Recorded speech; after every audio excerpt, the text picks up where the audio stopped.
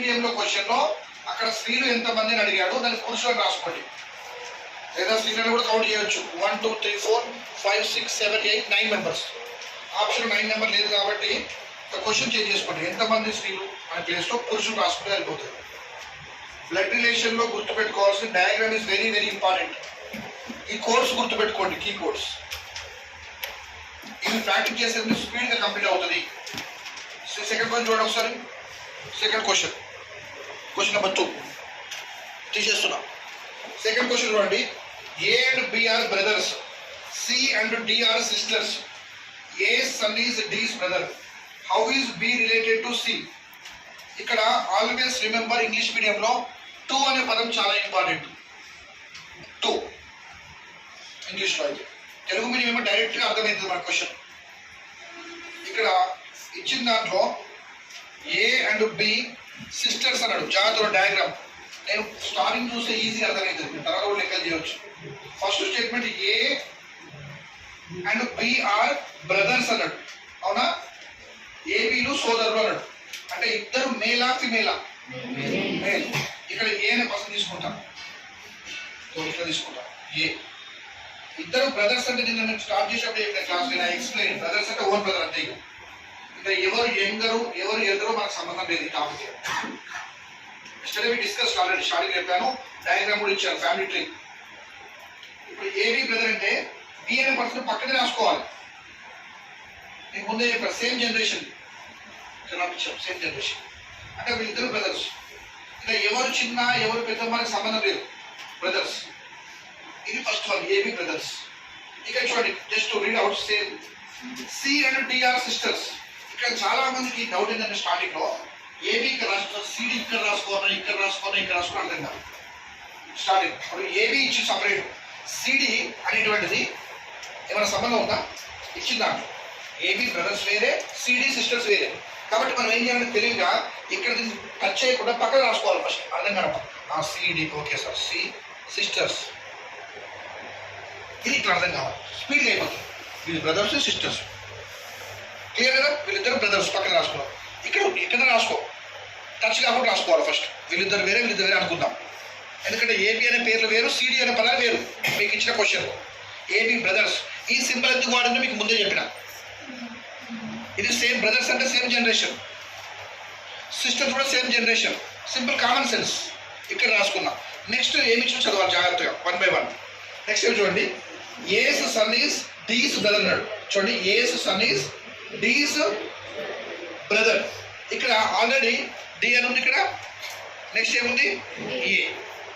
ఇప్పుడు మనకు ఏ యొక్క సన్ అని ఫస్ట్ ఏస్ సన్ తీసుకున్నాడు. జాగ్రత్త, ఏ సన్ అండర్లైన్ చేయండి. ఏస్ సన్ అంటే ఏ యొక్క కుమారుడు, అంతే కదా? ఇంగ్లీష్లో ఏ సన్ అంటే, తెలుగులో ఏ యొక్క కుమారుడు. ఇప్పుడు ఇక్కడ ఏ తీసుకుంటే ఏ కుమారుడు అంటే పైన రాస్తే బెటరా కింద రాస్తే బెటరా చెప్పండి? ఎందుకో మీకు తెలుసు, జనరేషన్స్. ఏ యొక్క కుమారుడు కిందికి రావాలి. Okay sir. కింద అంటే ఇలా తీసుకుంటాం ఫర్ ఎగ్జాంపుల్. Okay sir. ఇక్కడ దాకా ఇస్తావా, ఇక్కడ దాకా ఇస్తావా, మన ఇష్టం, మనకు ఓకే. ఏసు యొక్క కుమారుడు అన్నాడు. పేరు ఇచ్చిండు అక్కడ ఏమన్నా? ఏమి ఇవ్వలేదు. కుమారుడు పరమైన ఇచ్చిండు. ఏ యొక్క కుమారుడు, వాళ్ళ పేరు ఇవ్వలే మనకి. పేరు ఇస్తేనేమో ఏ కుమారుడు ఎక్స్ అంటే ఎక్స్ అని రాసుకుంటాం. ఏ కుమారుడు రవి అంటే రవి అని రాసుకుంటాం. రాజు అంటే రాజు అని రాసుకుంటాం. కానీ అక్కడ ఇచ్చిందా? ఇవ్వలేదు. ఏమి ఇవ్వకుండా ఏం తీసుకోవాలి? ఓన్లీ సింపుల్ బాక్స్ అంతే. అంటే ఏ యొక్క కుమారుడు యొక్క రాసుకుంటాం. మన పేరు మనకు తెలియదు, ఊరికే సింబల్ రాసుకుంటాం అనుకుందాం. అట్లే కంటిన్యూస్ ఇచ్చిండు. మరి ఇచ్చిండు ఏమని ఇచ్చిండు? ఏ యొక్క కుమారుడు ఏమని ఇచ్చిండు? డి యొక్క బ్రదర్ అన్నాడు. డి యొక్క, ఇప్పుడు మనం డి వెతకాలి. ఇక్కడ ఉన్నాడు, డి ఇక్కడ ఉన్నాడు. డి యొక్క బ్రదరు అంటే బ్రదర్స్ సేమ్ జనరేషనా ఫస్ట్ జనరేషనా? అంటే సేమ్ లైన్ రావాలి. క్లియర్? ఇప్పుడు సేమ్ లైన్ రావాలంటే ఇలా గీస్తే సరిపోతుంది.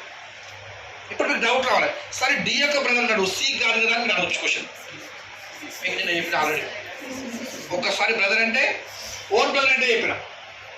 Yes or no? అంటే డీకి బ్రదర్ అయితే సి కూడా ఓనా కాదా? Yes sir. నేను డిస్కస్ చేసిన ఆల్రెడీ. ఆల్మోస్ట్ ఎక్స్ప్లెయిన్ 15 minutes చెప్పిన, 15 నిమిషాలు. ఒకరికి బ్రదర్ అంటే ఇంకోరు కూడా బ్రదర్ అంటే అక్కడ ఇస్తే only brother relation is own relation. ఈ టాపిక్లో చెప్పిన. మనం బయట మాట్లాడేటప్పుడే అందరినీ బ్రదర్ అంటాం, సిస్టర్ అంటాం. అది సంబంధం లేదు ఇక్కడ. మనం once it is given brother means అందరినీ బ్రదర్. ఇక్కడ ఇచ్చిన దానికి అంటే వీళ్ళిద్దరూ మీకు తెలుసు సిస్టర్ ముందే. డీకి బ్రదర్ అయితే సి కూడా బ్రదర్, నో డౌట్. ఇప్పుడు పర్ఫెక్ట్ డయాగ్రామ్ వచ్చింది చూడండి, మళ్ళీ చెక్ చేసుకోవాలి. ఒకసారి డయాగ్రామ్ గీసినాక మళ్ళీ బ్యాక్ వెళ్ళాలి, మనం కరెక్ట్గా రీచెక్ చేసుకోవాలి. ఫస్ట్ స్టేట్మెంట్ ఏమి ఇచ్చిండు? ఏబి బ్రదర్స్, ఓకే కరెక్టే సార్. సిడి సిస్టర్స్, కరెక్టే సార్. ఏ యొక్క సన్, ఏ యొక్క సన్ వీడు, మన పేరు ఇవ్వలే అంటే వదిలేసినాం. ఈ ఏ యొక్క సన్ వీడు ఎవరికి బ్రదరు? డికి బ్రదర్. ఇది డయాగ్రామ్. ఇప్పుడు క్వశ్చన్లు రకరకాలు అడగవచ్చు క్వశ్చన్స్ పరంగా. ఇక్కడ ఏం క్వశ్చన్ ఫస్ట్ అయిపోయాక కొంచెం మార్చి క్వశ్చన్ అడుగుతాం మిమ్మల్ని. ఫస్ట్ చూడాలి క్వశ్చన్ ఏం అడిగిండు, ఇది డయాగ్రామ్. ఈ డయాగ్రామ్ అయిపోయాక దే ఆస్ట్ ఏమడిగిండు, సికి బి ఏమను, ఇంగ్లీష్లో ఏమో how is B related to C అన్నాడు. అంటే సితో స్టార్ట్ చేయాలి, టు సి అన్నాడు ఇంగ్లీష్లో, టు సి. సి దగ్గర పాయింట్అవుట్ చేసి సి అనే సికి ఏమన్నా ఏనా బి ఏ మగురు అన్నాడు. సి బి ఏ మగురు. ఇక్కడ జాగ్రత్త అర్థం చేయండి. వీళ్ళిద్దరు ఎవరు? బ్రదర్స్. వీళ్ళంతా సేమ్ జనరేషన్. వీళ్ళంతా ఎవరికి సంబంధించిన వ్యక్తులు?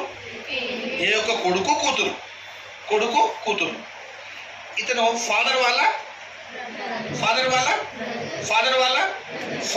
బ్రదర్ ఏమవుతాడు?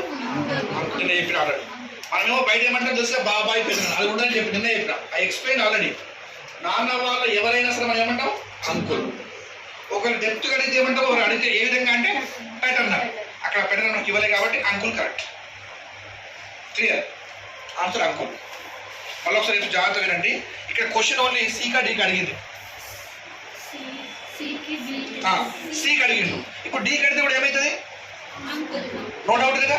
ఒకవేళ ఇక్కడ పర్సన్ పేరు ఇవ్వలేదు, ఈ పర్సన్ కూడా సి కూడా డీకి. ఇప్పుడు డీకి ఏ ఏమవుతాడు? ఫాదర్. సికి ఏ ఏమవుతాడు? ఇతనికి. ఒకవేళ ఏకి సి ఏమవుతారు? డాటర్. ఏకి డి ఏమవుతారు? ఇలా రకరకాల అవ్వచ్చు ఎగ్జామ్. ఒకటే క్వశ్చన్ డయాగ్రామ్ వచ్చిందంటే యూ కెన్ అండర్స్టాండ్. నీట్గా రాసుకోండి డయాగ్రామ్. చేసిన 3 లెక్కలైనా పర్ఫెక్ట్గా చేయండి స్లోగా. ఇక్కడ అర్థం కాకపోయినా once you reach at home you can solve the problems. చేసిన 3 క్వశ్చన్ పర్ఫెక్ట్గా చేయండి. కొన్ని లైన్స్ అర్థం కావు, కన్ఫ్యూజ్ ఉంటుంది కొన్ని క్వశ్చన్స్. దాన్ని నెంబర్ ఆఫ్ టైమ్స్ రీడ్ చేస్తే ఈజీ అయిపోతుంది. ప్రాక్టీస్. ఇది అయిపోయిన వెంటనే థర్డ్ క్వశ్చన్. జాగ్రత్తగా అర్థం చేసుకొని చేయండి. స్లోగా చేసిన పరంగా డయాగ్రామ్ గీయండి. First right down the question రాయండి, ఈజీ అయిపోతుంది. Every question